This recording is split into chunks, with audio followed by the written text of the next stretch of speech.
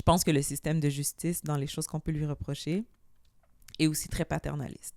On va avoir tendance à voir la fille comme une victime parfois et l'homme comme l'agresseur plus souvent, je pense. Mais ça, c'est mon opinion très, très, très personnelle. Mais sans nécessairement dire qu'on ne va pas les condamner. Parfois, les sentences, est-ce qu'elles sont plus basses? Est-ce que plutôt que de faire de la prison, tu vas avoir une probation pour la même chose qu'un gars, lui, aurait fait 3 ans de prison? Wow. Je sais pas. Jennifer, est-ce que tu peux te présenter brièvement à ceux qui ne te connaissent pas? Ouais. Ben, je m'appelle Jennifer Burnham. Je suis criminologue. J'ai une pratique privée qui s'appelle les services de criminocase où je fais des rapports d'expertise en criminaux, des suivis individuels, etc. J'ai un podcast aussi, Afrodescendants, démystifions notre bien-être, que j'anime avec ma collègue psychoéducatrice Manuela.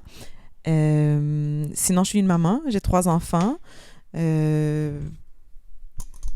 Workaholic, passionnée par ce que je fais. Je sais pas qu'est-ce que tu veux que je dise pour me présenter, mais ça ressemble à ça. Ça change quoi? Ça change comment la vie de devenir maman? Parce que, par exemple, moi, pour quelqu'un qui est encore pas père, je peux pas vraiment m'imaginer avoir des enfants présentement. Donc, ça change comment une vie, devenir parent, à ton avis? Ça change tout, en fait, parce que déjà, quand tu deviens parent, tu as une personne qui est dépendante de toi à 100% tout le temps. Parce que le stade bébé, c'est vraiment une personne qui a besoin de toi tout le temps non-stop. Fait que ça change la dynamique de couple, ça change la façon de voir les choses, d'organiser ton temps, de pouvoir prendre du temps pour toi aussi ou pour d'autres choses. Tu dois mettre des choses de côté pour prioriser les enfants. Puis, c'est ça. Ça fait que ça change vraiment ta vision des choses. Ouais, ça change vraiment ta vision des choses. Mais, par contre, plus les enfants vieillissent, plus tu regagnes certaines parties aussi. Fait que plus tu peux te retrouver. Fait que des fois, tu sais, c'est difficile après la naissance parce que c'est un gros choc, parce que c'est un gros changement. Mais généralement, on a le temps de se préparer, surtout plus souvent les femmes, parce que tu sens l'enfant grandir en toi, tu changes déjà des façons de faire dans ta grossesse et tout, tu fais plus attention à ce que tu manges, t'es plus fatigué, tu dors plus, tu as des impacts sur ton corps physiquement, tu vois ton corps changer. Fait que quand l'enfant arrive, on dirait que tu as déjà une préparation. Quand t'es papa, des fois, tu réalises pas tout ce 9 mois-là de gestation. Fait que l'enfant arrive, t'es comme quête. Tu l'as même pas calculé. J'imagine, I guess. C'est ça que des hommes disent souvent. Ils sont surpris un peu. Les hommes sont plus surpris, à ton avis, parce qu'ils n'ont pas cet aspect physique-là de porter l'enfant, en fait. Ouais. Puis même après, tu sais, quand l'enfant naît, ben, c'est beaucoup de... Tu sais, souvent, il y a des papas qui vont dire, yo, l'enfant, il fait rien, là, jusqu'à attendre qu'il ait 1 an, ou tu sais, il fait juste boire, dormir. Fait que, tu sais, c'est pas le fun, entre guillemets. Il y a des papas qui il y a des papas qui aiment ça aussi, comme il y a des mamans qui aiment ça aussi, tu sais, se coller avec l'enfant, blablabla.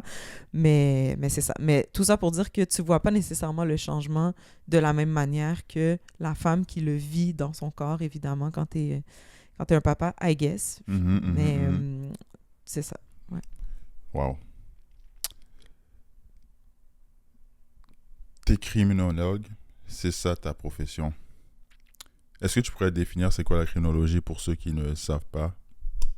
Ouais, ben en fait, la criminologie, moi j'aime dire que c'est une profession de la relation d'aide, parce que souvent les gens, quand ils voient criminologie, vont l'associer directement avec le milieu policier, les enquêtes et tout. Mais c'est vraiment une profession de la relation d'aide. Fait que quand tu étudies en criminologie, tu vas avoir des cours qui vont toucher la psychologie, tu vas avoir des cours qui vont toucher la loi, l'aspect légal de la chose et tout. Mais au final, le but du criminologue, c'est d'aller travailler avec des personnes pour aller diminuer les facteurs de risque, augmenter les facteurs de protection, pour faire en sorte que la personne puisse éviter de tomber dans une délinquance ou de rester dans une délinquance, ou encore pour aider les personnes qui sont victimes aussi. Ça peut se faire avant, pendant, après. Fait qu'avant, c'est tout ce qui est en prévention. Fait que, tu sais, je veux dire, c'est là où ça vient s'entrecouper avec d'autres professions de la relation d'aide, parce que dans le avant, quand tu es petit, quand tu commences à avoir des troubles de comportement à l'école, quand il y a certaines problématiques au niveau de la gestion des émotions qui ressortent, ben, on peut aller travailler des choses avec toi juste pour essayer que tu sais, même si tu n'as jamais fait de délit, même si tu n'en feras peut-être jamais, même si tu seras jamais victime de quelque chose, tu sais, mais on peut déjà faire ce travail-là comme un travailleur social pourrait le faire, comme un psychoéducateur pourrait le faire. Fait que c'est très proche quand même là, comme profession. Mais il y a un ordre professionnel des criminologues qui fait en sorte qu'il y a certains actes qui sont réservés par rapport à l'évaluation. C'est quel type d'acte qui est réservé? Ben, c'est beaucoup des choses qui sont en lien avec la DPJ, la loi sur le système de justice pour adolescents, les expertises criminologiques, ces choses-là, faire des évaluations.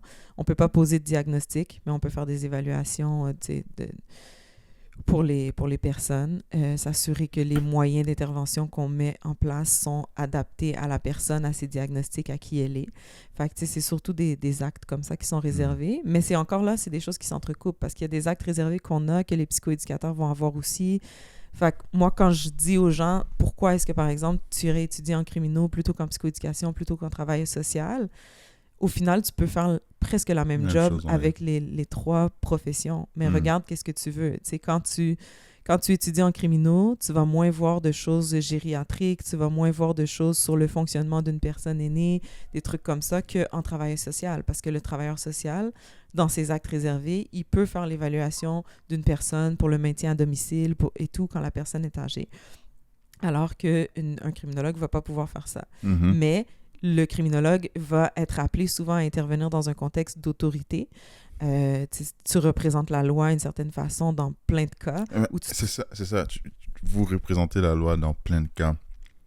Est-ce que parfois, il y a des gens qui ont des stéréotypes, il y a des types de personnes qui ne veulent pas se faire aider par la criminologie parce qu'ils se disent « Ah, la loi, c'est un peu trop contraignant, j'aime pas la loi, j'aime pas suivre les lois. » Est-ce que parfois, il y a de la résistance face à ta profession? Ben, qu'est-ce qu'il y a? Moi, je travaille beaucoup en prévention, puis je travaille beaucoup avec des clients qui sont volontaires dans ma pratique privée, parce que je veux dire, si ton avocat vient me voir pour que je fasse un rapport d'expertise, c'est un rapport d'expertise souvent pour aller contre celui qui est fait par le système. Fait que c'est un point de vue différent, fait que les gens sont quand même volontaires quand ils viennent. Okay. Par contre, pour les gens qui travaillent dans le système public, qui ont besoin de faire appliquer des conditions de probation, des trucs comme ça, ben c'est sûr qu'à ce moment-là, l'aide, on appelle ça de l'aide contrainte. Je veux pas être là, mais je suis obligée d'être là. Ou les gens qui se font un suivi, mais que c'est le juge qui a ordonné que tu fasses un suivi, ou que tu fais une peine de prison, puis qu'on ou de centre jeunesse ou whatever, puis qu'on t'oblige à aller parler à un professionnel, mais que tu n'as pas envie d'être là.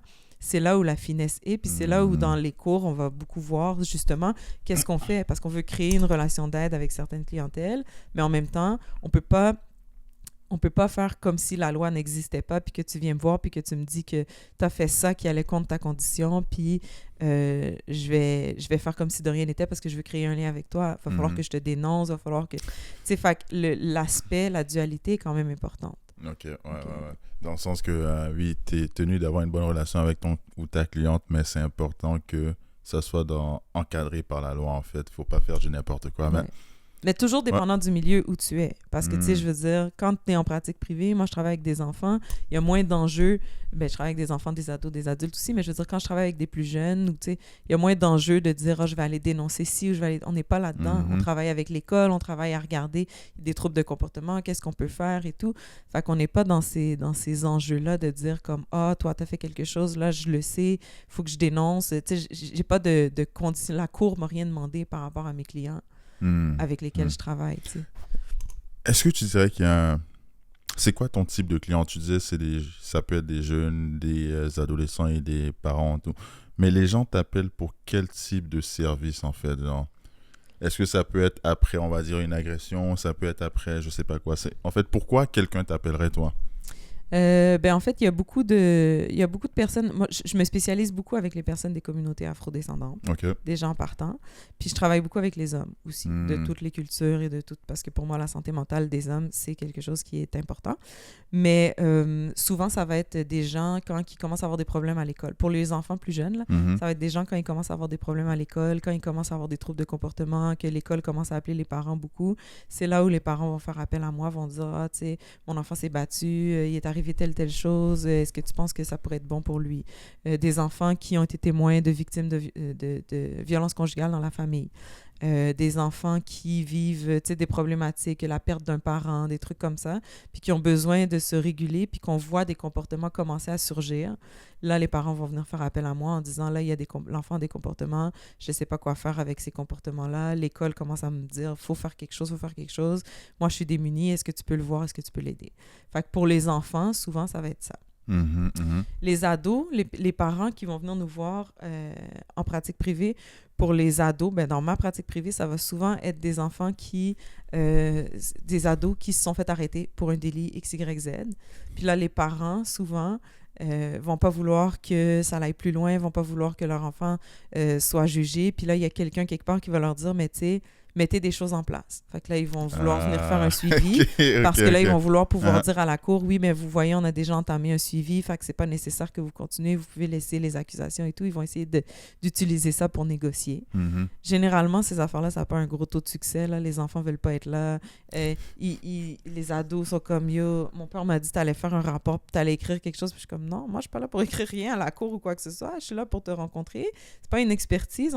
Puis là, ils sont comme, j'ai rien à dire. Fait que souvent, après une ou deux rencontres, ceux-là, c'est fini parce qu'ils se rendent compte que ça fonctionne pas. Wow. Puis sinon, ben, les adultes, c'est ça. Souvent, ça va être des rapports d'expertise, des trucs comme ça. Mais je suis accréditée aussi par l'IVAC pour les victimes d'actes criminels. Fait que des fois, il y a des gens, quand ils ont, par exemple, le OK de dire, ben, on va vous payer un suivi, il faut que vous allez chercher un professionnel dans notre liste, ben, ils vont venir me voir. Fait que c'est des gens qui ont été victimes d'agression, victimes de délits plus graves, whatever. Puis que là, on va aller travailler sur le comment on fait pour retourner la vie, dans son équilibre exactement. qu'on était avant. Ouais. C'est vraiment un domaine, je trouve, passionnant, pour vrai. Comme tu peux voir des gens de tellement plein de milieux sociaux, dans le sens que tu peux voir des riches, tu peux voir des pauvres, tu peux voir des gens de la classe moyenne et tout. Donc, c'est vraiment très intéressant comme domaine et je pense que c'est un travail très important. Pivotons un peu plus sur l'aspect criminel, en fait. En tant que criminologue, comment tu définirais le crime? C'est quoi le crime? Ben, le crime, c'est ce qui est punissable par le code criminel. Les infractions qui sont dedans puis qui sont punissables par le code criminel. Fait que tout allant du vol au meurtre aux infractions sur les drogues, c'est des choses qui sont vraiment... Est-ce que tu as déjà travaillé sur des cas de meurtre? Non. Qu'est-ce que tu veux dire travailler sur des cas de meurtre? Dans le sens, est-ce que tu as déjà travaillé avec quelqu'un, on va dire, qu'il était allé en prison à cause d'un meurtre ou autre du genre ou... Ben oui, j'ai déjà eu des clients qui... le retour dans la... Tu sais, quand on parle du après l'intervention, le retour dans la communauté peut être difficile pour les gens. Ça peut être difficile de faire comme je reviens dans la communauté, puis là, j'ai plus de suivi, j'ai plus de... Surtout des jeunes adultes, mettons, qui ont fait des meurtres quand ils étaient ados, parce que c'est pas le même suivi que, tu sais... Mais même des adultes qui ont fait, par exemple, des homicides involontaires.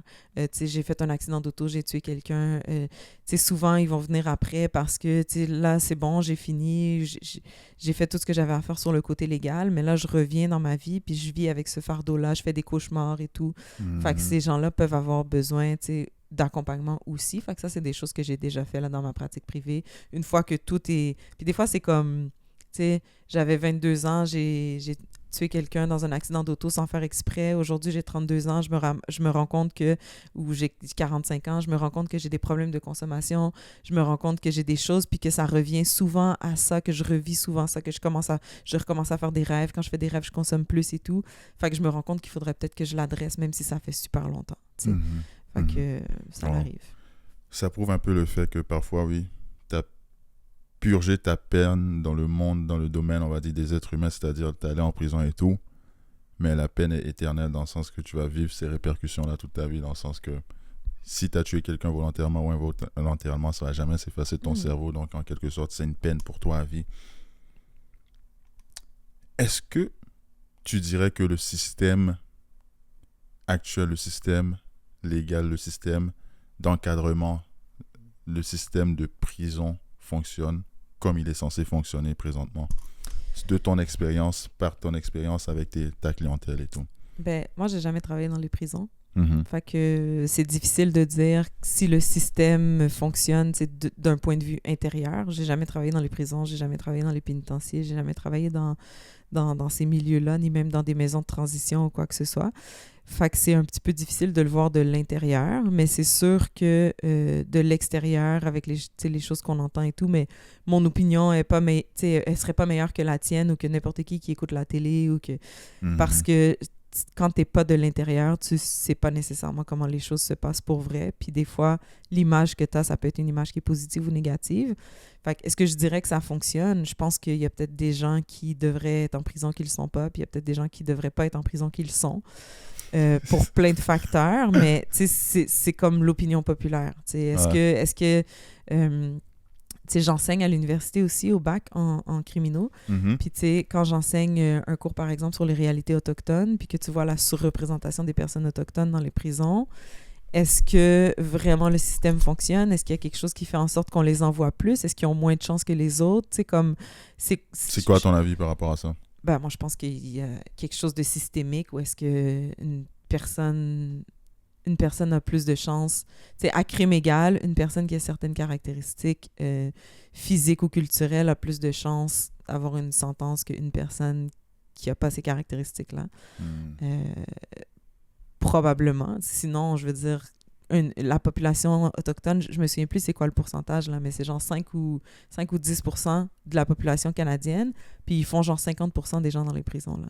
Wow. Fait qu'à quelque part, il y a quelque chose qui additionne pas. Là. Ils font pas nécessairement autant plus de délits que la personne moyenne, en tout cas, à mon sens, à moi. C'est juste qu'il y a sûrement d'autres types de personnes qui, eux, ont plus de chance quand ils passent devant le tribunal ou qu'il y a des choses qui sont plus excusées. Fait que... Mais bon, ça, c'est mon opinion personnelle. Il y a plein d'études sur des choses comme ça et tout. J'ai déjà lu des livres par rapport à des choses comme ça. C'est vrai qu'il y a, par exemple, en Amérique du Nord, il y a certaines communautés qui sont plus surveillées que d'autres. Donc, ça fait en sorte que, même si c'est le même taux de criminalité dans toutes les communautés, ça fait en sorte que certaines vont aller plus en prison que d'autres parce que, il y a juste plus de policiers dans ton coin. Donc, ils vont plus voir ça facilement. Mais tu penses quoi de ça? Ça serait quoi la solution pour résoudre, on va dire, ce type de déséquilibre social-là qui se passe en Amérique du Nord présentement? Je ne sais pas s'il y a vraiment une solution. Je ne sais pas s'il y a vraiment une solution. Mais je pense que la première chose, c'est l'introspection communautaire. Puis je pense pas qu'on est là en ce moment dans notre collectivité avec les gouvernements qui sont en place, avec le recul de certaines personnes par rapport à certains droits ou certaines visions, ou par rapport à l'immigration, ou par rapport à... Tu sais, je veux dire, on n'est pas dans l'inclusion, comprendre que j'ai des privilèges, me rendre compte que mes privilèges peuvent avoir un impact sur... On n'est pas là-dedans du tout, là. Mais il faudrait être capable de faire cette analyse-là communautaire, de se dire, qu'est-ce qu'on veut comme communauté? Comment on veut que notre population soit? Puis qu'est-ce que nous, on fait qui contribue à leur bien-être ou à leur mal-être, si on veut? Puis comment est-ce qu'on peut travailler sur certains facteurs? Tu sais, je suis accréditée pour faire des IRCA qu'on appelle. C'est quoi ça, un IRCA? C'est des outils j'ai jamais l'acronyme au complet, là, mais l'incidence de la culture et de la race sur la personne. Puis, dans le fond, c'est pour les personnes noires qui... quand le juge attend pour donner une sentence, on fait un rapport pour voir, tu sais, est-ce que le racisme systémique a joué un impact dans leur vie? Est-ce que leur histoire culturelle, leur histoire d'immigration, whatever, a joué un impact qui pourrait faire en sorte que leur trajectoire délinquante était comme plus tracée ou plus... Puis, tu sais, juste de faire ça, il y en a partout au Canada. Moi, j'en ai pas fait au Québec, mais il y en a partout au Canada qui sont faites. Puis le premier au Québec a été demandé et fait, je pense que c'était cet automne ou au printemps. Puis, tu sais, dans les médias, c'était comme, on cherche des excuses. Tu sais, la personne noire, parce qu'elle a grandi à Côte-des-Neiges, elle avait plus de chances de faire des délits, fait que sa sentence doit être diminuée. Puis, tu sais, c'était comme ultra simplifié dans les médias. Puis j'étais comme, tu sais, on n'est pas prêt, là. Les gens sont pas prêts. Tu sais, comme là, il était comme, franchement, diminuer la peine d'une personne parce qu'elle a grandi à telle place ou parce que ci ou parce que ça. Tu sais, c'est infantilisant, c'est ci, c'est ça. Puis c'est pas parfait nécessairement comme rapport. Mais en même temps, juste le fait que les gens soient comme « Yo, pourquoi est-ce que vous posez la question? Est-ce que ça change quelque chose qu'il soit noir ou pas? » Est-ce que juste de remettre ça en question fait en sorte que tu te dis « Ben, tu veux pas travailler là-dessus, tu veux pas regarder ça, tu veux pas voir ça. » Fait que c'est ça. Ouais. Mais le problème dans ces types de choses-là et tout, la plupart du temps, c'est que les gens ne s'instruisent pas assez par rapport à certains sujets. Donc, ça fait en sorte que ils vont toujours croire ce que les médias disent et tout, dans le sens que, genre, les médias vont toujours peindre l'image qu'ils veulent peindre. C'est-à-dire, ça peut être tout rose ou ça peut être, on va dire, tout noir. Mais c'est jamais aussi facile que ça. Toutes les choses sont toujours plus complexes que ce qu'on te présente. Donc, c'est rarement vrai à 100% ce que tu vois dans les médias. Donc, malheureusement, comme la plupart des gens, malheureusement, n'aiment pas approfondir sur plein de sujets, donc ça fait en sorte que ça crée plein de problèmes comme ça parce qu'ils croient noir sur blanc ce qu'un média X ou Y a dit. C'est quoi le plus difficile, en fait, dans ta pratique présentement en 2025? C'est quoi, tu vas dire, qui est le plus challenging, on va dire, par rapport à ta profession présentement? Pour moi, ce qui est le plus challengeant, c'est le manque de temps. Dans le sens où, tu sais... Est-ce que c'est le manque de temps parce qu'il y a trop de criminels? mais je travaille pas nécessairement avec des criminels, on a dit. C'est vrai. On t'a dit que je travaille pas nécessairement avec des criminels. Parce que ça serait un problème, là. Non, je fais beaucoup de prévention aussi. Mais c'est quand même le fait de dire, ben, j'ai des listes d'attente, j'ai des gens qui veulent consulter qui peuvent pas, je donne des conférences aussi. Il y a plein de trucs que je voudrais faire plus parce que pour moi, c'est important de parler de santé mentale, de parler de bien-être, de faire connaître la criminologie aussi. Mais on manque de temps. On manque de temps. Fait que c'est ça. Je travaille, à chaque année, je fais un événement sur la santé mentale des hommes, santé mentale au masculin. Wow. En 2026, c'est au mois d'avril. Puis, à chaque année, je me dis, il faut que je commence à le travailler tôt, mais entre les clients, les conférences, j'ai jamais le temps. Fait que là, c'est toujours, dernière minute. Fait que là, à chaque fois, t'es comme, j'aurais pu faire plus, mais... C'est ça. Fait que c'est vraiment, de dire, ben, je fais ce que je peux. Puis au début, quand j'ai commencé ma pratique privée, j'en prenais plus des fois que je devrais. Puis je pense que pour certains clients, pour certaines personnes, ça n'a pas été aidant parce que j'avais pas la disponibilité nécessaire. J'étais pas... ça fonctionnait pas. J'essayais de squeezer des clients pour, comme... Puis je le faisais parce que dans ma tête à moi, je me disais, mais cette personne-là, je vais pas la mettre sur une liste d'attente. Je veux pas qu'elle soit obligée d'attendre, qu'elle n'aura pas le service qu'elle a besoin et tout. Fait que je le faisais pour ça, mais au final, je me suis rendu compte que c'est pas aidant. Fait que, parce que tu pouvais pas être à 100% de toi-même. Maintenant, j'accepte d'avoir une liste d'attente, mais je trouve ça difficile quand même. Ouais, parce que parfois, c'est important juste de trouver l'équilibre, parce que si tu veux trop faire, parfois, la qualité baisse beaucoup trop et ça fait en sorte que le résultat n'est pas optimal pour tes clients en même temps. Mais est-ce que tu as déjà eu un client que tu dis, je veux vraiment aider cette personne-là, mais malheureusement, ça n'a juste pas marché? Est-ce que parfois tu as l'impression qu'il y a des gens qui veulent juste tout simplement pas s'aider? Ben, en fait, déjà, une personne qui vient me voir en pratique, comme je te dis, c'est volontaire. Fait que si la personne vient me voir, déjà, c'est parce qu'elle veut s'aider. Est-ce qu'elle va être capable de se rendre jusqu'au bout? Je sais pas. Mais moi, ma vision des choses, c'est que moi, je suis quelqu'un que tu viens voir pour t'aider à te comprendre. Mais au final, le professionnel de ta situation, c'est toi-même. C'est toi qui te connais, c'est toi qui sais qu'est-ce que tu veux, c'est toi qui sais où tu veux aller. Puis, tu sais, la rechute ou le fait de ne pas être capable d'aller où on veut du premier coup, ça fait partie du processus. Fait que pour moi, c'est pas un échec de dire qu'une personne vient me voir, puis après 3 rencontres, elle s'en va, puis elle dit « Oh non, ça sert pas à rien. »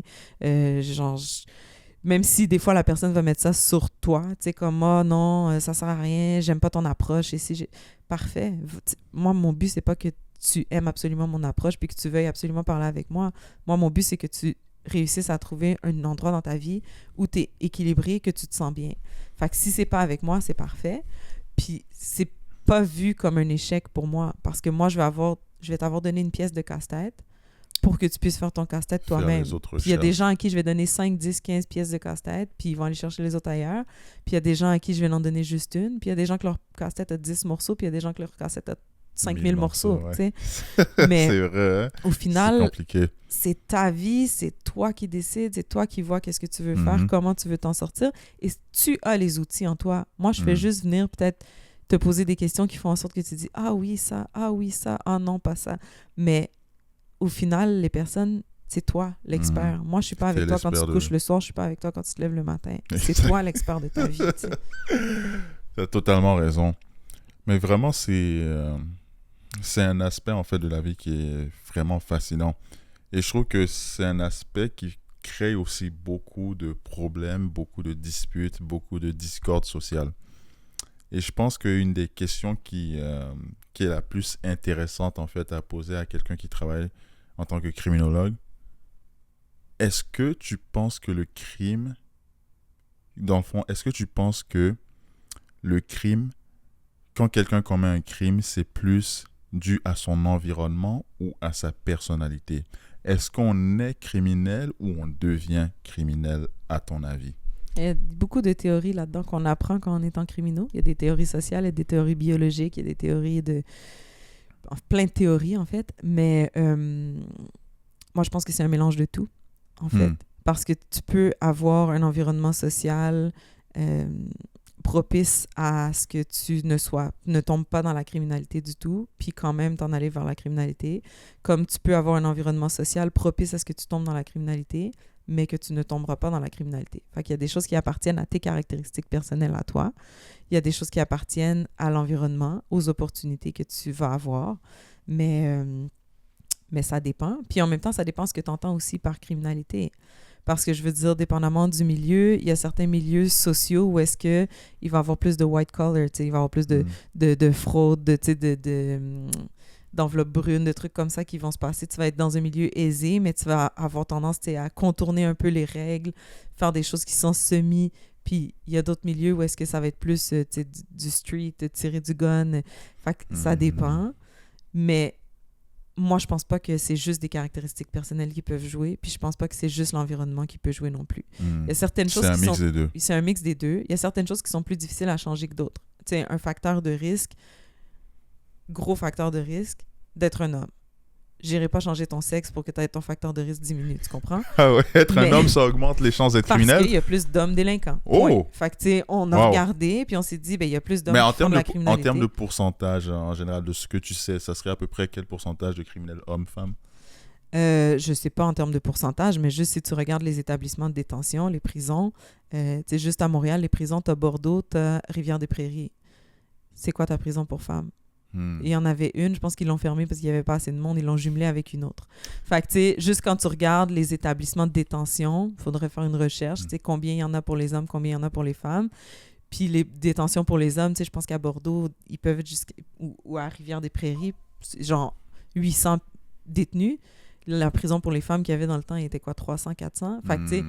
C'était beaucoup plus petit. Puis là, encore là, faites des recherches. Là, je dis des chiffres à peu près, mais ça se peut que je me trompe. Ça se peut que ce soit plus. Je vais aller dans l'argumentaire des gens, on va dire, qui repoussent tout.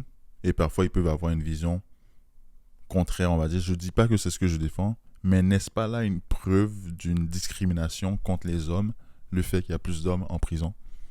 Tu dirais quoi de cet argumentaire-là? Il y a deux choses. Premièrement, il y a plus d'hommes qui font des délits. On peut peut-être se dire que c'est une question d'hormones, qu'il y a plus d'agressivité chez les hommes. Je sais pas, là, je dis n'importe quoi.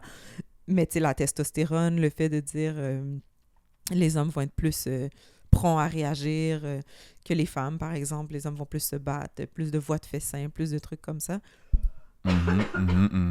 Excuse-moi. Mais je pense que le système de justice, dans les choses qu'on peut lui reprocher, est aussi très paternaliste. On va avoir tendance à voir la fille comme une victime parfois et l'homme comme l'agresseur plus souvent, je pense. Mais ça, c'est mon opinion très, très, très personnelle. Mais, tu sais, une fille qui va arriver... je sais pas, là, je donne un exemple vraiment... Mais une fille qui va arriver, qui fait de la prostitution, puis qui recrute des filles pour quelqu'un. Ben, est-ce que le côté... Peut-être plus aujourd'hui que quand j'ai commencé il y a 20 ans, là, mais est-ce que le côté... La fille se fait... Tu sais, est sous l'emprise de son proxénète, c'est lui qui lui envoie faire ça, elle, dans le fond, elle est la victime. Il y a des facteurs, tu sais, elle-même, elle fait de la prostitution, c'est pas elle qui... Tu sais, fait que là, c'est comme un mode de survie, blablabla, et le méchant proxénète à côté. Tu sais, est-ce que c'est comme ça que c'est vu un peu? Puis là, tu sais, je reviens, tu sais, mes études, je les ai faites quand même au début des années 2000. Fait que je me souviens que dans nos cours, ils nous parlaient de ça. Est-ce que le système de justice a changé? Je ne veux pas lancer des pierres au système de justice. Est-ce que maintenant, c'est plus? Peut-être, mais je pense qu'il y a quelque chose où est-ce que souvent, on va voir un peu il y a un côté paternaliste. Clairement, il y a un côté paternaliste au système de justice. On va voir les femmes un peu plus comme des victimes. Ils ont moins de pouvoir d'agir, Okay. Ils sont plus influençables. Fait que sans nécessairement dire qu'on ne va pas les condamner. Parfois, les sentences, est-ce qu'elles sont plus basses? Est-ce que plutôt que de faire de la prison, tu vas avoir une probation pour la même chose qu'un gars, lui, aurait fait 3 ans de prison? Wow. Je sais pas. Wow. Pour Puis là, encore là, tout ce qui est légal, c'est très... Il y a des délits qui ont des sentences minimales, fait que tu peux pas faire ça, blablabla. Mais tu sais, il y a des cas où est-ce que tu regardes puis que tu te dis des personnes qui étaient complices puis que, tu sais, genre Karla Homolka puis son conjoint dans le temps, Karla, il avait tué quelqu'un ensemble. Je connais pas ça. C'est une vieille histoire, là. Okay, ouais. Fait que je m'en souviens plus. Mais, tu sais, il avait tué quelqu'un ensemble, elle et son conjoint, puis lui, il a eu comme une super grosse sentence, puis elle a eu une plus petite sentence. Mais il avait fait le délit comme ensemble. Il a eu combien dans... Ben, c'est quoi? Je me souviens plus par cœur, là, ça fait vraiment longtemps, mais je me souviens que quand j'étais à l'école au début des années 2000, on étudiait ça, on parlait de ça, puis là, un moment donné, elle allait sortir de prison, puis lui, il restait encore beaucoup de temps à faire, puis les gens étaient comme, oui, mais c'est le même délit. Fait que, tu sais, je me souviens qu'on avait parlé de ça à l'école. Mais il y a des choses comme ça que tu te dis, ben, tu sais, le système est sûrement plus paternaliste, sûrement, puis pas sûrement, je veux dire, on est dans une société où est-ce que le patriarcat, l'homme prend beaucoup de place, la femme, tu sais, je veux dire, juste les droits de la femme, que ça a pris du temps à venir. Fait que, tu sais, je veux dire, si tu n'avais pas le droit de voter puis de t'acheter une maison, ben, tu sais, tu pouvais-tu vraiment être responsable si tu faisais quelque chose, tu sais. Fait il y a tout quelque chose dans le système qui, j'espère, tend à évoluer, mais qui fait en sorte que c'est ça devient un facteur de risque d'être un homme versus une femme. Mais c'est un facteur de risque qu'on dit statique, on ne peut pas le changer. Tandis qu'il y a des facteurs de risque qui sont dynamiques. Si tu consommes, ben, si tu travailles sur ta consommation, peut-être que si tu as une consommation problématique, si tu travailles sur ta consommation, ben, peut-être que ça va faire en sorte que tu vas t'éloigner de certains milieux puis avoir moins de chances d'avoir des opportunités criminelles. Fait que ça, c'est quelque chose de dynamique. On peut travailler sur ta consommation. Wow. Si ta problématique, c'est au niveau de la gestion de la colère, que tu es une personne qui est impulsive, que tu es une personne qui est colérique, on peut travailler ça. Tu sais, j'avais appris un moment donné qu'il fallait vraiment une fraction de seconde de réflexion supplémentaire pour faire la différence entre quelqu'un qui sort son fusil puis qui tire puis quelqu'un qui dit comme « Oh non, laisse faire ». Ah ouais? Une fraction de seconde de se dire comme, tu sais, genre « Yo, tu me fais chier, je vais sortir. Yo, tu me fais chier, mais est-ce que vraiment tu... » Juste prendre une respiration, ça pouvait faire la différence. Fait que dans le travail que je fais, j'ai pas, tu sais, je me dis, je regarde avec toi des étapes. Quand tu es en colère, qu'est-ce que tu peux faire? Comment tu peux prendre un pas de recul? C'est quoi les mots? Puis juste si j'arrive à te faire gagner un petit peu de réflexion, ça peut faire la différence. Comment tu pourrais aider quelqu'un qui est colérique? Parce qu'il y a plein de gens, je suis sûr parmi les gens qui me regardent et tout, il y a plein de gens qui, malheureusement, ils ne savent pas contrôler leur colère. Quand ils explosent, ils deviennent des monstres.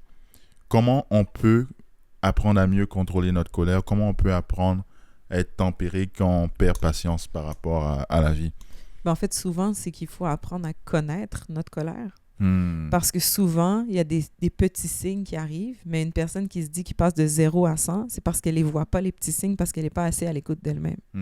Fait que souvent, ça va être de déconstruire des situations. Tu sais, par exemple, là, j'ai pogné les nerfs hier, j'étais à la pharmacie avec quelqu'un qui m'a dépassé dans la file, je me suis énervée, puis tu sais, la personne vient me voir puis me raconte ça. OK.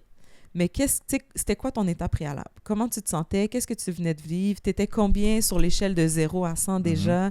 Puis, tu sais, quand tu as vu que la personne s'en venait puis que tu as vu que la personne t'a dépassé, c'est quoi les options? Tu sais, c'est quoi que tu aurais pu faire? Tu sais? Mais de revoir, de décortiquer les situations puis de voir comment est-ce que tu peux faire autrement. De voir aussi après, tu sais, des moyens que tu peux prendre pour faire en sorte que... tu sais, par exemple, quand la personne me dépasse puis que j'ai le goût de dire « Yo, c'est quoi ton problème? Pose-toi. » Ben, avant de faire ça, prends une grande respiration, compte jusqu'à 10, compte à compte à rebours, 10, 9, 8, 7, 6. Essayer d'avoir un temps de réflexion supplémentaire pour voir. Puis voir déjà, tu sais, souvent, les personnes, comme la première étape, ça va être genre, je serre les poings, tu sais, j'ai l'impression que, tu sais, je craque mes jointures, je me gratte, je commence à me gratter. Fait que, tu sais, quand tu vois ce signe-là, quand tu vois que, tu sais, là, je commence à me gratter la tête, là, parce qu'il y a quelque chose qui commence à m'énerver, bien, tout de suite, prends ton moyen.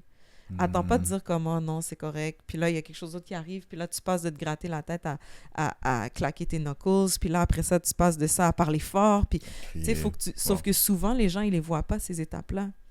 Dans le fond, la colère vient progressivement. En fait, c'est pas quelque chose qui t'a mis en colère. En fait, ça s'est accumulé au fil de la journée et cet événement-là t'a fait exploser, en fait. Donc, tu me dirais plus que la colère, c'est quelque chose qui vient progressivement et après, il y a un événement qui fait en sorte que tu exploses. Mais ça dépend des situations. Mais même dans quelque chose qui arrive soudainement, il va avoir une gradation. Même si la gradation peut aller plus rapidement. J'avais jamais vu ça de cette manière-là, mais je pense que ça fait vraiment beaucoup de sens ce que tu viens de dire là pour vrai.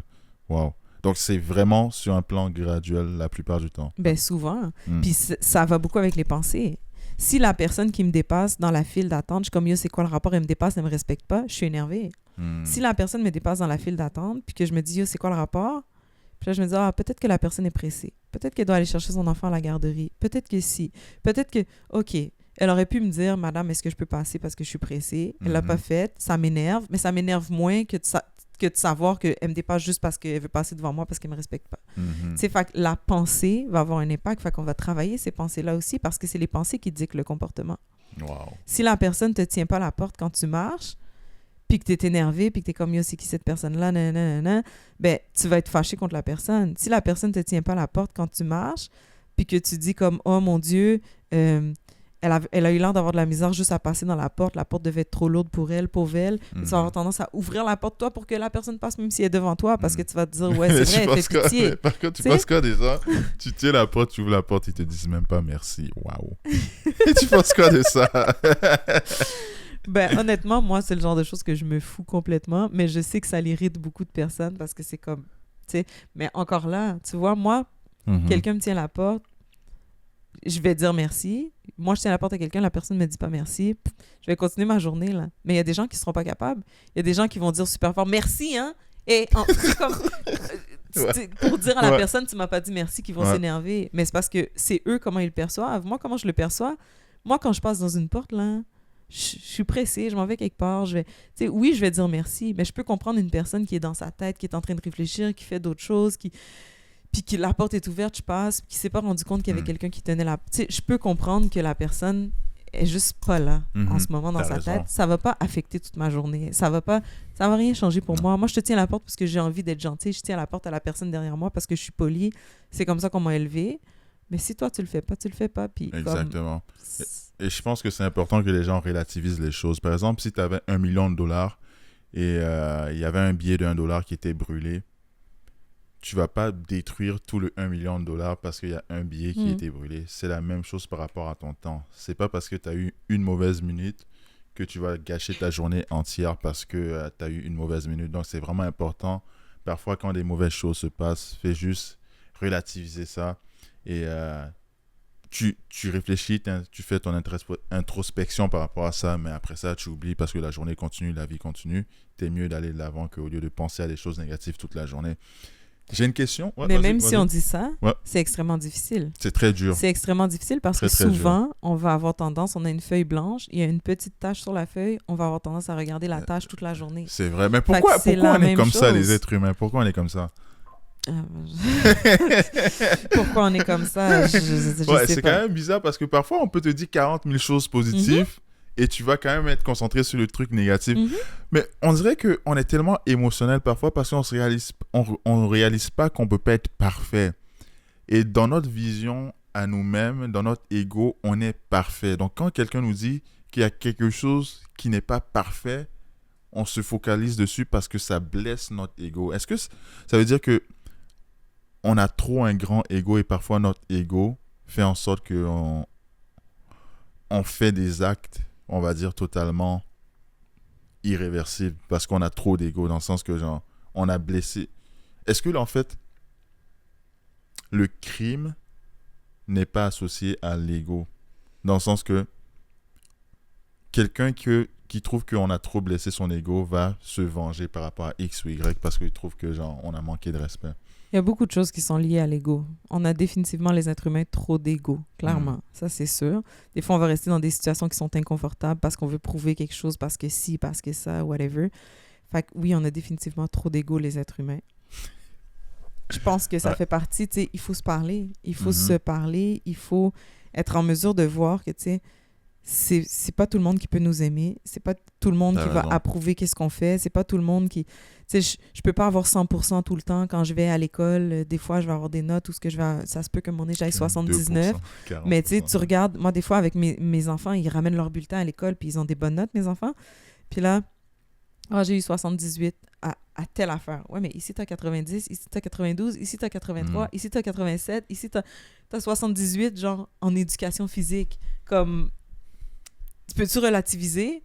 Non, j'ai eu 78. Là, c'était comment ton bulletin? Les gens ils disent, puis t'es-tu content de ton bulletin? J'ai eu 78 en éducation physique. On s'en fout, mais comme, faut que tu apprennes à relativiser puis à faire comme, hey, je suis fière de moi, je vois les autres choses, je peux pas juste focuser sur le petit point noir. Exact. Mais c'est pas facile. Ouais, parce qu'on est des créatures principalement émotionnelles. Mais j'ai une question que je pense que c'est une question intéressante à demander à un criminologue. Et j'aimerais que la réponse soit vraiment spontanée aussi, un peu réfléchie, même si la question a l'air simple à prime abord, là.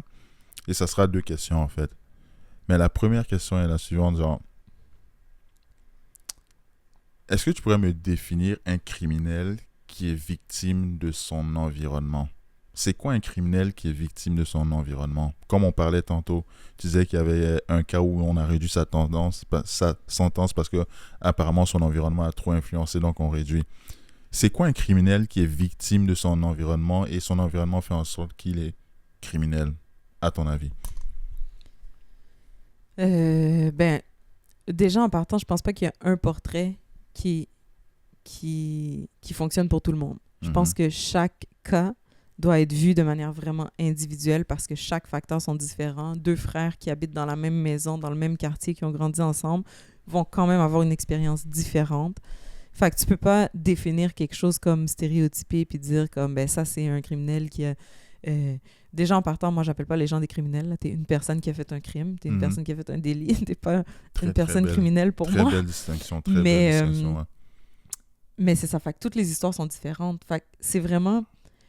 À quoi ça ressemble une personne qui est son environnement.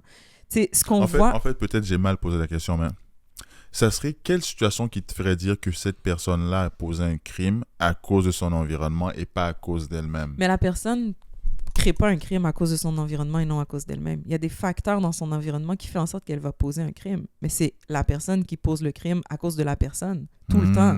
Peu importe le contexte, peu importe comment. Parce que tu as le choix de le faire. Mais des fois, le choix est plus ou moins... Tu sais, comme j'ai déjà eu des clients, par exemple, qui, dans leur famille, c'était une famille de...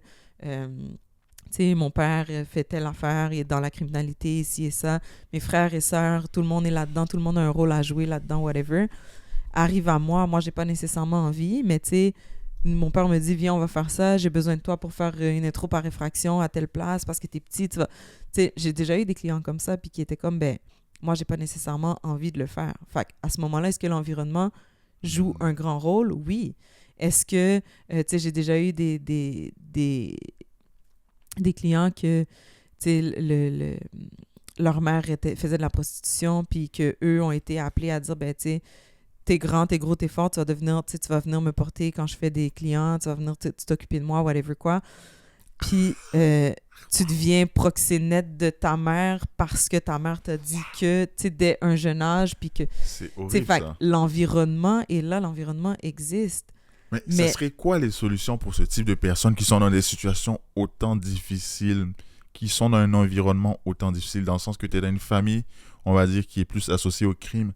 Comment tu peux te défaire de ça? C'est quoi les astuces? Parce que c'est bien beau de parler de tout ça et tout, mais c'est quoi les recommandations pour ceux qui vivent ces situations-là? Par exemple, l'exemple de la personne que tu dis, son père lui dit, son père c'est un gros criminel et son père lui dit, viens avec moi, on va faire ce travail-là. Ça serait quoi tes conseils? En fait, c'est déjà en partant, ça dépend des caractéristiques de la personne. Est-ce que tu es capable de stand-up à ton père? Est-ce que tu es capable de dire, je veux pas faire ça? Est-ce que tu es capable de vivre avec les conséquences aussi du fait que j'ai, je sais pas moi, 20 ans, mon père me dit, OK, là, on va commencer à faire ci, à faire ça. J'ai vu plein d'affaires dans ma vie que je me dis, ça, c'est quand même cool. J'ai vu plein d'affaires dans ma vie que je me dis, ça, c'est pas cool. Est-ce que je suis capable de dire à mon père non, puis de risquer, mettons, que mon père me dise, ben OK, mais d'abord, comme, va-t'en. Out. Tu sais, est-ce que je suis capable de vivre avec ça? Est-ce que c'est ça qui arriverait? Comment est-ce que je pourrais, tu sais, faire voir que je veux d'autres choses? Fait que, tu sais, comment est-ce que je me positionne? Mais au final, après, si ton père te dit embarque dans la voiture, c'est drôle, ça me fait penser à un film pour enfants. Un film pour enfants, c'est quoi? Sing. Je connais pas. Un film pour enfants. OK. Il y a un gorille, puis sa famille de gorilles, c'est tous des criminels, puis lui, il veut chanter. Ah. Bref. Puis ça me fait penser à ça, mais c'est vraiment comme... Puis là, ils chantent en cachette, puis là, sa famille, ils sont comme, ouais, c'est lui qui conduit le camion quand ils font des vols de banque, les gorilles. OK. Puis, tu sais, il veut pas, mais un moment donné, tu sais, tu stand up, puis là, tu fais comme... Il va participer dans une émission de télé-réalité, whatever. C'est pas important, le film, OK. mais ça justifie... Tu sais, ça l'explique bien de dire, comme, un moment donné, il faut que tu stand up, puis il faut que tu sois capable de dire, ben moi, c'est pas ça que je vais aller ailleurs. Mais pour ça, il faut que tu sois assez fort pour résister à ton milieu. Ça dépend de la personnalité des gens. Puis, ça sera pas nécessairement, tu sais, la personne te dit, ben viens, on s'en va dans l'auto, on s'en va faire un zac. Tu vas rentrer dans l'auto, peut-être que tu vas y aller, peut-être que tu vas en faire un, peut-être que tu vas en faire deux, peut-être que tu vas en faire trois. Puis qu'à un moment donné, tu vas faire comme, c'est vraiment pas pour moi. Tu vas essayer de te défiler de X, Y, Z raison. Ah, viens faire ça. Ah, je peux pas, je suis malade. Ah, je peux pas, j'ai ci. Ah, tu vas essayer de trouver des techniques, puis à un moment donné, tu vas faire comme, tu sais, moi, je veux faire d'autres choses. Peut-être que ça va passer, peut-être que ça va pas passer. Ça dépend des milieux. Mais c'est ça. C'est sûr que c'est plus difficile quand tu es dans un environnement comme ça, où est-ce que c'est vraiment ta petite bulle familiale qui t'amène vers ça, disons. Mais en même temps, il y a plein de personnes aussi, tu sais, qui vont être dans... Moi j'en ai, tu sais, des clients, par exemple, que le père, la mère arrive puis dit, ben moi, je suis dans telle affaire. Mon enfant a 10 ans, je vois qu'il commence à prendre des mauvais plis. Je veux pas que mon enfant soit dans ces affaires-là. Fait que comment est-ce que vous pouvez travailler avec lui certaines choses et tout? Puis, tu sais, il y a des parents qui vont pas nécessairement dire... Alors, c'est pas la majorité ça, ouais. là, des familles qui sont comme ça, mais des fois, ça arrive, tu sais. Ils veulent pas que leurs enfants soient criminels, même s'ils sont criminels eux-mêmes. Mais, OK. Mais c'est vraiment un cas, je trouve que éthiquement, c'est vraiment assez difficile, même d'un plan de vie personnel et d'un plan de vie sociétal. Pourquoi c'est difficile du plan de vie sociétal? C'est le simple fait que, genre, comment on devrait percevoir ce type de personnes-là? Est-ce qu'on devrait les percevoir comme des criminels à part entière ou on devrait avoir plus de jugement par rapport à leur situation? Mais moi, je considère personne comme un criminel à part entière parce que ta criminalité, c'est une partie de toi. Mais moi, pour avoir travaillé avec des gars, des filles qui ont fait des délits, même des gros délits, sont jamais juste ça, là. Tu sais, t'as un repas préféré, t'as une couleur préférée, t'as une maman que t'aimes. Fait que tu fais une succession de choix qui t'amènent vers ça. Que ce soit une carrière criminelle ou que ce soit juste un délit, une affaire d'une fois qui est arrivée, whatever, qui va avoir un impact sur ta vie. Mais c'est pas juste ça qui définit ta vie. Puis je pense que quand tu veux travailler les facteurs avec une personne, il faut que tu l'amènes à voir justement que t'es pas juste ton délit. Puis il faut que tu l'amènes à enlever cette étiquette-là, parce qu'il y a beaucoup de personnes qui vont les voir dans la société quand tu vas chercher un travail, quand tu dis « Ouais, mais tu es un délinquant. Ouais, mais tu es un criminel. Ouais, mais si. » Qu'est-ce qu'on pourrait faire en tant que société pour permettre d'enlever ces étiquettes-là qui condamnent ces personnes-là à ces gestes qu'ils ont faits? Qu'est-ce qu'on pourrait faire en tant que société pour améliorer ou nuancer cette perception du crime-là, de ces situations-là, dans le sens des gens qui ont commis des crimes, à ton avis? Ben, tu sais, il y a un facteur qui est important, c'est le facteur de la peur. Les gens ont peur. Ils ont peur de ce qu'ils connaissent pas. Si tu sais que cette personne-là a fait un délit, si tu sais que cette personne-là a agressé des gens, est-ce que j'ai envie d'être chill avec toi alors que je sais que tu as agressé du monde? Tu sais, les gens ont peur. Puis c'est légitime à quelque part parce qu'on a peur pour se protéger de certaines choses. Fait que, je veux dire, moi, j'irais pas dire aux gens ouais, ce gars-là, c'est un agresseur sexuel, il a récidivé 3 fois, il veut aller dans un date, va chez lui. Je dirais probablement pas ça à la fille, tu comprends? Parce que c'est normal qu'elle ait peur, sauf que, est-ce que ça veut dire que cette personne-là... va refaire une 4e récidive? Ben, ça, oui, mais est-ce que ça veut dire que cette personne-là a pas le droit d'avoir un appartement, puis de vivre sa vie, puis d'avoir un travail, puis tu sais, il y a des choses que, tu sais, je veux dire, tu es un délinquant sexuel, tu abusais des enfants, tu n'as pas le droit d'aller dans un parc pour le restant de tes jours, parfait, je vais pas t'envoyer dans le parc, tu sais. Il y a des choses que ça devient que ça fait partie de toi. Mais c'est pas, quand même pas la seule chose que tu as. Fait que comment Que tu es, c'est ça. C'est pas la seule chose. Il y a d'autres aspects, il y a d'autres choses. Mais la ligne, elle est mince. Elle est fine, hein? Ouais. Elle est très fine. Ouais. Parce que, par exemple, là, tu parles de pédophile et tout. C'est très fin. C'est très fin comme ligne, dans le sens que comment on peut dissocier quelqu'un de ça? Sauf Comment? qu'en même temps, l'oisiveté. Ça veut dire quoi, ça? L'oisiveté, quand tu fais rien, quand tu es en train de chill tout le temps, quand t'as pas de... C'est un facteur de risque. Parce que tu as plein d'opportunités. Tu es chez toi, tu fais rien. Tu sais, moi, je dis toujours aux jeunes ou aux adultes, ton plus grand facteur de protection quand tu es jeune, c'est d'aller à l'école. Ton plus grand facteur de protection quand tu es adulte, c'est de travailler. Parce que tu as une routine, tu es obligé de te lever, tu as quelque chose à faire.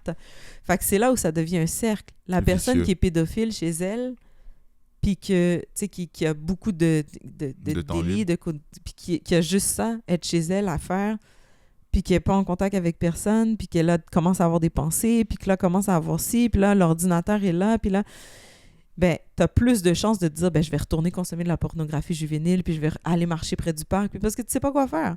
Fait que si tu travailles, que tu es encadré, que tu as des gens autour de toi, que tu fais partie d'un programme, que tu reçois de l'aide, que, tu sais, ben, déjà, ton temps est occupé. Fait que ça diminue le temps, puis c'est vrai pour n'importe quel délit. Là, je veux dire, quelqu'un qui fait des vols de voiture, si tu es assis chez vous tout le temps, tu as le temps de voir sur ton cellulaire les affaires qui rentrent sur les diverses applications qui disent qu'il y a une voiture à voler à telle place, puis tu te dis, bah, j'ai rien à faire, je vais aller faire de l'argent. Oui. Non, vous êtes forts. Waouh, les gens sont forts. Waouh. Il y a des applications qui disent des choses comme ça. Oui, qui donnent des contrats. Fait que t'as le temps. Mais si t'es pas là, parce que le matin, tu te lèves, tu vas à l'école, après ça, tu vas travailler, tu rentres chez toi, t'es fatigué, tu vas te coucher, déjà, tu vas moins regarder ton téléphone, déjà, tu vas moins parler, niaiser avec les amis, être sur les réseaux sociaux, whatever, voir des affaires. Fait que tu vas avoir moins d'opportunités. Fait que ça devient un cercle vicieux quand tu te dis qu'une personne qui a fait un délit, puis n'importe quel type de délit, là, ça devient un cercle vicieux quand tu dis qu'une personne qui a fait un délit a de la difficulté à se trouver un emploi. Fait que parce qu'elle a de la difficulté à se trouver un emploi à cause qu'elle a un dossier criminel, par exemple, elle a de la difficulté à avoir une situation de logement stable, à avoir une place à vivre. Elle sait pas quoi faire de ses journées, fait qu'elle passe ses journées à chiller. Fait que, j'ai besoin d'argent, j'ai besoin d'un endroit où vivre, j'ai pas personne qui veut m'engager, j'arrive pas à avoir des relations significatives avec les... Tu sais, comme, tout s'enroule. Fait que c'est pour ça qu'il faut pas voir les personnes... Si on croit en la réadaptation, moi je crois en la réadaptation, il faut être capable, être en mesure de voir comment est-ce qu'on peut mettre des choses en place pour ces personnes-là. Comment est-ce qu'on peut avoir un système en place qui va leur permettre d'être autre chose que leur délit, puis de développer autre chose que leur délit. On a beaucoup parlé des criminels et tout, mais j'ai oublié l'autre aspect de ta profession qui est les victimes aussi. Et il y a quelque chose que je trouve que c'est important dans la vie, mais c'est difficile à appliquer. C'est-à-dire le pardon. Est-ce que tu penses que les victimes devraient pardonner ceux qui leur ont causé du tort? Moi, je pense que tout le monde devrait pardonner tout le monde qui nous cause du tort dans la vie à un certain point. Puis, tu sais, on parle de victimes de crimes, mais ça peut être juste, tu sais, combien de relations sont fucked up parce que j'ai grandi sans mes parents, puis je suis fâchée contre mon père ou je suis fâchée contre ma mère parce qu'elle a fait ci, puis on n'est pas dans des affaires criminelles, mais ça va impacter toutes tes relations avec tous tes partenaires pour le restant de tes jours. Wow. Fait que combien de personnes auraient intérêt à revisiter certaines choses qu'ils ont vécues pour passer au travers, puis pour dire comme, tu sais, j'accepte que cette expérience-là fait partie de moi, mais que ça va pas me définir. Fait que c'est vrai tant pour les gens qui sont victimes de crimes que pour les gens qui vivent plein de choses difficiles dans leur vie, que ce soit au niveau relationnel, que ce soit au niveau de parents absents, que ce soit au niveau de, tu sais, toutes ces choses-là, mais c'est toutes des choses qui sont vraies. Je suis pas là pour rendre... Parfois, mon rôle, c'est de rendre mes invités inconfortables. On va dire j'ai été victime de pédophilie. Comment puis-je pardonner quelqu'un qui m'a fait un tel acte? Ben, faudrait que tu vois déjà avec des gens qui l'ont vécu, comment ils ont vécu leur expérience. Mais je veux dire, une personne qui s'est faite abuser pendant l'enfance va avoir des séquelles de ça. À partir du moment, tu sais, ça dépend c'est quoi que tu entends par pardonner. Tu sais, tu peux faire la paix avec l'événement, tu peux accepter de dire que, tu sais, j'ai vécu ça, j'ai vu les impacts que ça a eu sur ma vie. Maintenant, je me rends compte que je suis une personne adulte, je suis une personne différente. Je veux plus laisser cet événement-là me définir. Je veux plus laisser cette personne-là avoir de l'emprise sur moi. Et donc, je vais passer à autre chose. Puis, tu sais, j'ai une personne avec qui je travaille des fois qui s'appelle Will, qui a écrit un livre, en fait, The Will to Rise. Puis, j'ai pas encore lu son livre, mais la dernière fois, il en parlait, puis il expliquait que dans son enfance, il avait vécu quelque chose. Je sais pas si c'est de l'abus physique, sexuel ou whatever. Puis que, à l'âge adulte, il avait eu besoin d'aller guérir son enfant intérieur et tout, puis qu'il avait décidé de pardonner à la personne. Puis que quand il avait été voir la personne, il avait dit, tu sais, je te pardonne pour qu'est-ce que tu m'as fait. Puis la personne, il a dit, oh, je sais pas de quoi tu parles, moi, je t'ai rien fait.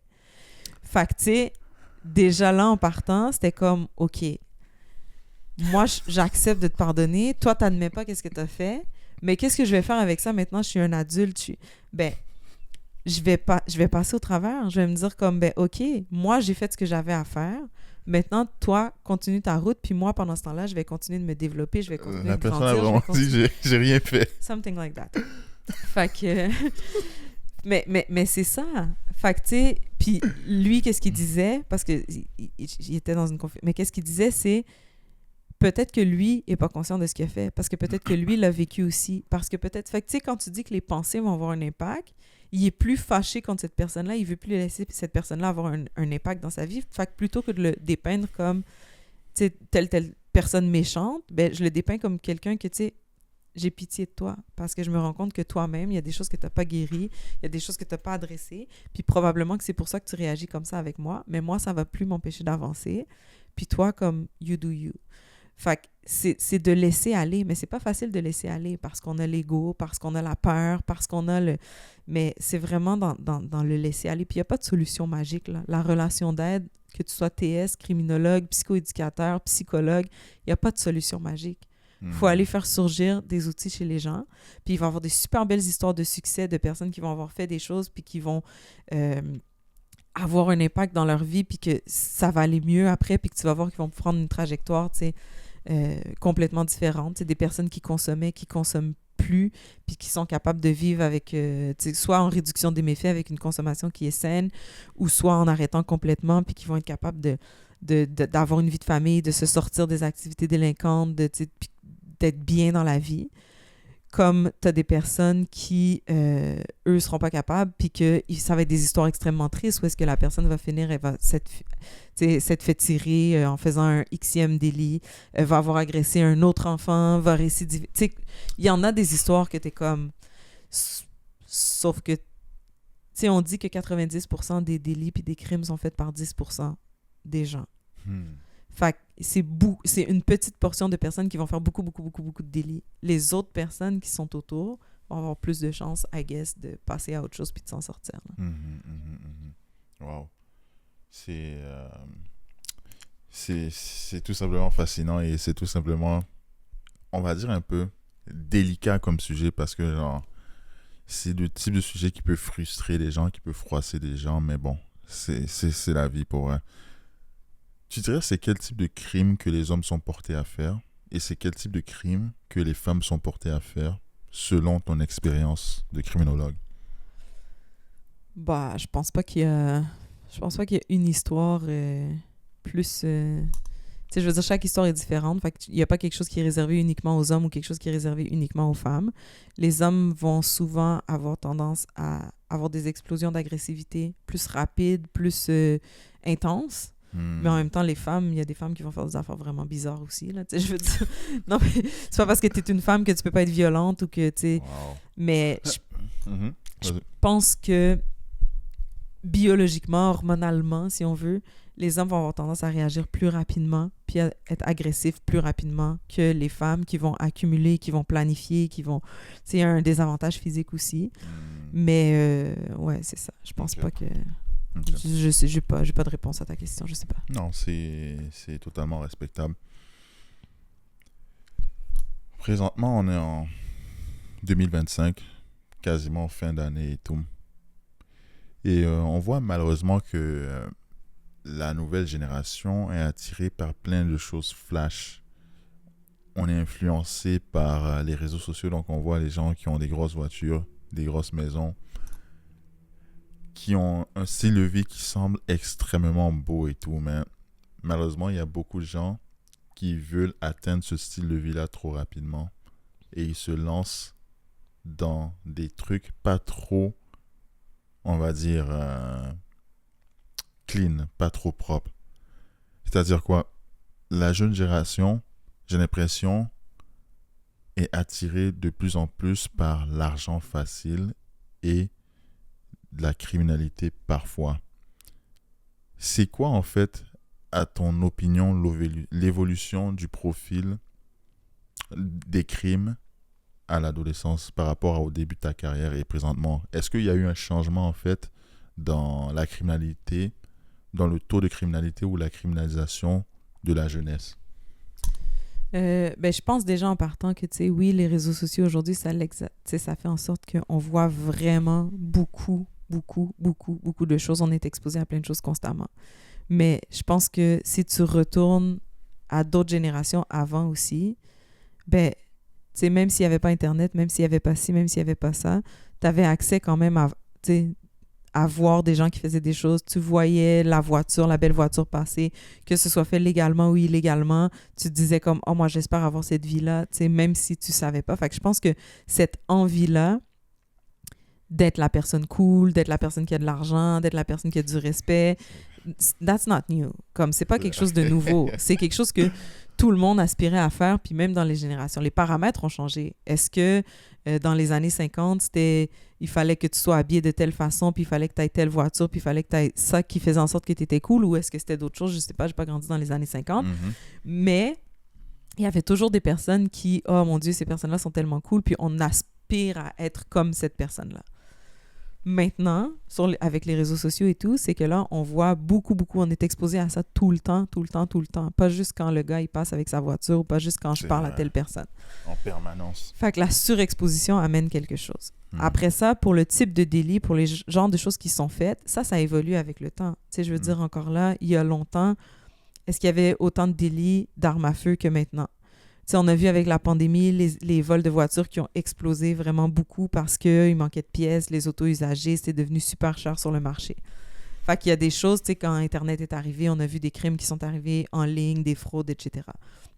Fait qu'il y a des choses qui sont systématiques. Ouais. Il y a des choses qui sont systématiques dans le temps. Il y a des choses qui sont, tu sais, ça n'efface pas les autres trucs quand même. C'est pas parce qu'il y a plus de vols de voitures qu'il y a moins de ventes de drogue. C'est juste qu'il y a en ce moment, c'est une mode, il va y avoir, mettons, des déchargements d'armes à feu. Mais c'est ça. Ce que moi, je remarque, par contre, ce que j'ai l'impression de remarquer, entre le début de ma carrière et maintenant, c'est qu'il y a une structure différente dans le crime organisé, entre guillemets. Ah ouais? Comment ça? Dans le sens où, tu sais, j'ai l'impression que quand les gangs ont commencé, mettons, quand les gangs ont commencé, il y avait une certaine structure, puis maintenant, c'est plus désorganisé. On dirait c'est plus désorganisé, ouais, plus les gangs, c'est toujours plus... Okay. Les gangs sont toujours plus désorganisés, entre guillemets, que le crime organisé dit traditionnel, entre guillemets, dans leur structure. Mais, tu sais, j'ai l'impression que quand j'ai commencé ma carrière ou quand j'entendais des trucs, il y avait une certaine hiérarchie dans le sens où deux personnes... Tu sais, moi puis toi, on pouvait être d'un gang rival, mais on pouvait avoir besoin de travailler ensemble. Puis il y a quelqu'un en haut qui nous disait, ben vous deux, vous allez travailler ensemble. Maintenant, on dirait qu'il n'y a plus cette hiérarchie-là. Puis les jeunes sont tous, tu sais, des petits groupuscules, des petites gangs. Puis qu'il n'y a plus personne qui dit comme, OK, calme-toi, là, ça fait trop de bruit. Tu sais, comme, on dirait que quand j'étais petite, même, tu sais, quand je grandissais, quand j'étais au secondaire, quand moi, j'étais ado, il y avait des affaires que tu pouvais pas faire. Il y avait des affaires que, tu sais, t'entendais, il s'était passé tel délit dans la rue, puis les gens étaient comme, mais non, ça, c'est pas acceptable. Puis, tu sais, même les gens qui faisaient partie, tu sais, qui étaient plus dans le street et tout, disaient, non, ça, tu peux pas aller faire ça, tu peux pas faire ci.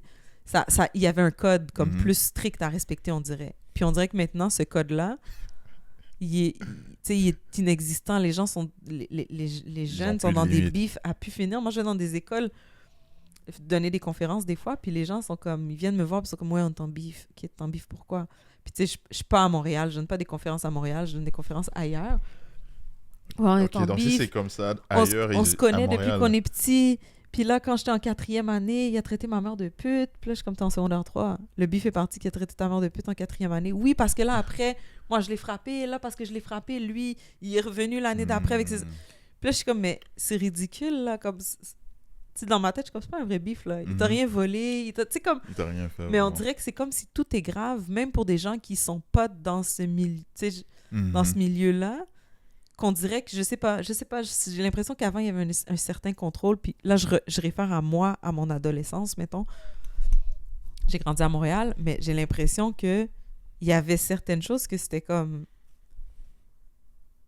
tu sais, ça, tu fais pas ça. Ça, c'est correct, tu peux aller, il va rien se passer, ou tu sais, comme, il y avait un certain contrôle que là, on dirait qu'il y a plus, puis que les gens sont juste encore plus désorganisés, fait qu'on dirait que ça crée plus de violence, cette désorganisation-là. Wow. Là, on tire à la fin du podcast. Ça fait 1 heure. Je me suis promis deux choses à ce podcast-là, que ça soit des très bonnes conversations et maximum 1 heure. J'aimerais te demander, c'est quel conseil tu donnerais à des parents qui ne savent plus quoi faire face à la criminalisation de leur enfant? Ce serait quoi les outils que tu recommanderais à ces parents-là qui ne savent plus quoi faire pour leur enfant qui s'en va sur la mauvaise route? Ben moi, j'ai déjà entendu une personne donner un conseil du genre, bah, si ton enfant, puis tu sais, enfant, ado, adulte, peu importe, si ton enfant fait encore un délit, s'il fait encore ça, coupe-le complètement de ta vie parce que comme ça, il va toucher le fond. Puis il va être capable de, tu sais, de trouver des moyens, puis il reviendra quand il sera prêt. Moi, c'est un conseil avec lequel j'ai extrêmement de difficulté parce que pour moi, c'est important que le parent continue d'être là puis continue de croire en son enfant. Là où ça peut avoir une incidence, c'est si ça commence à avoir une qualité sur ta santé, sur ta vie, sur comme que toi-même, ton intégrité, et que là, tu as besoin de mettre ton masque avant de t'occuper de ton enfant. Mais sinon, moi, je pense que de continuer de montrer à notre enfant qu'on est là, qu'on l'aime, de lui fournir des outils, de lui montrer une façon de vivre différente que ce dans quoi il s'engage, en disant comme, tu sais, il y a ces opportunités-là qui sont possibles pour toi. Moi, je pense que c'est nécessaire de le faire comme ça. D'aller chercher de l'aide aussi pour nous, tu sais, dépendamment de l'âge de l'enfant. Là, tu sais, des fois, tu te rends compte que ton enfant, il s'en va vers une trajectoire comme ça, il est en 6e année du primaire. C'est plus facile d'aller chercher de l'aide que quand il y a 25 ans, mais de dire, tu sais, on va aller voir dans quoi tu peux t'engager, d'investir aussi du temps avec nos enfants.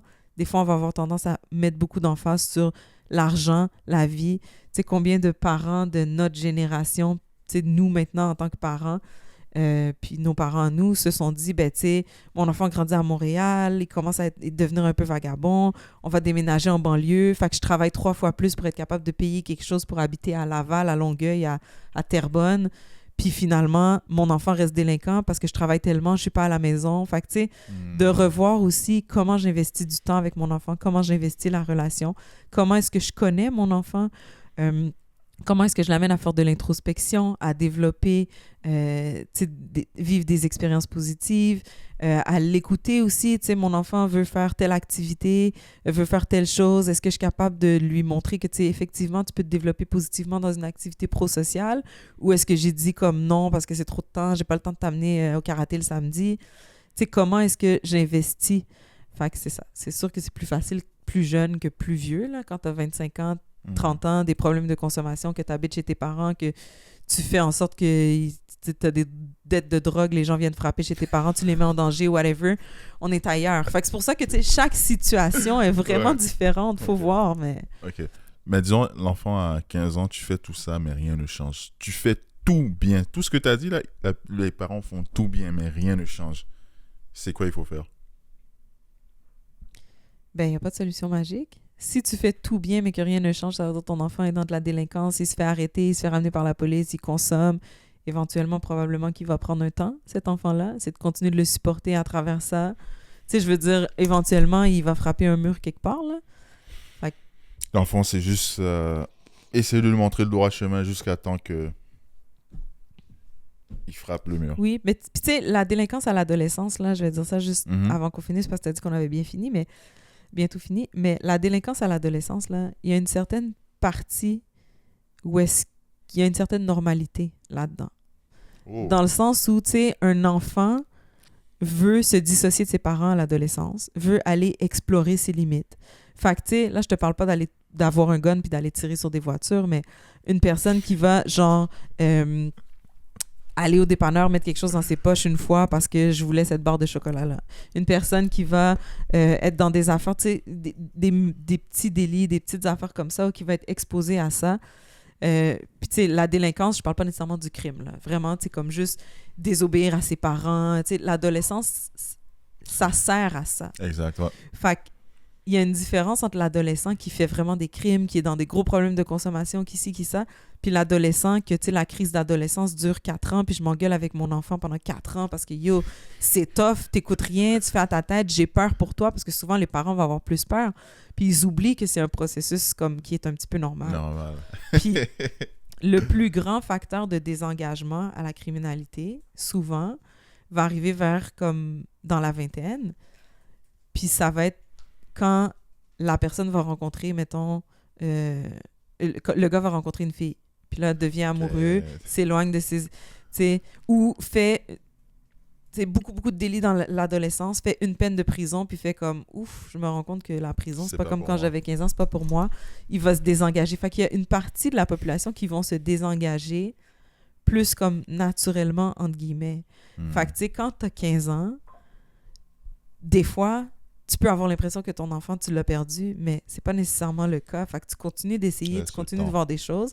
Puis ça dépend. Tu sais, comme je te dis, si ton enfant se fait ramener chez toi par la police parce qu'il a tiré du gun ou parce que ci ou parce que ça, c'est différent que si ton enfant il est dans le parc, puis il est revenu, il était sous une fois parce qu'il voulait essayer de boire. Tu sais, comme, il y a des choses qui sont normales. Ouais, c'est ça, ouais.